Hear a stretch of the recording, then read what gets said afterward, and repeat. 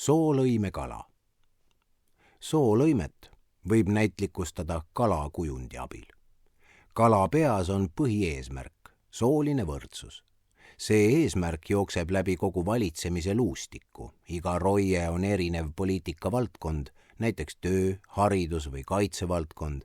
Läbi soolõime strateegia jõuab sooline võrdsus igasse valdkonda.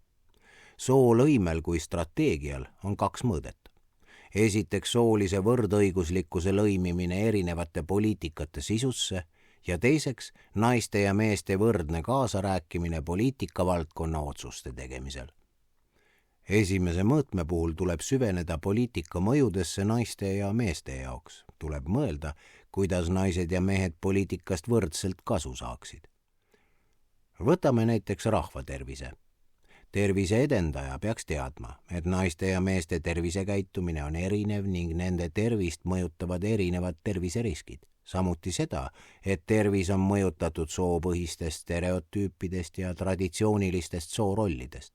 Meeste tervisekäitumine on enesehävituslikum ning nad pöörduvad naistest vähem arsti poole. Naised kasutavad vähem meelemürke, aga on sagedamini kimpus vaimse tervise hädadega.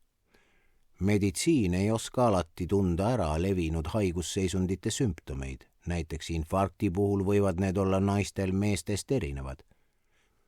Kui kujundada poliitikameede, mis soolisi erinevusi arvesse ei võta, on tulemuseks sootuim poliitika, mis ei täida oma eesmärke.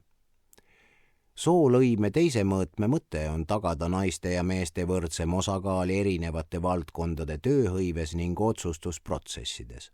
On oluline, et poliitikameetme üle otsustamise protsessidesse oleks kaasatud nii mehi kui ka naisi. Nende kogemused on sageli erinevad ning mõlema kogemustega arvestades saab teha paremaid otsuseid.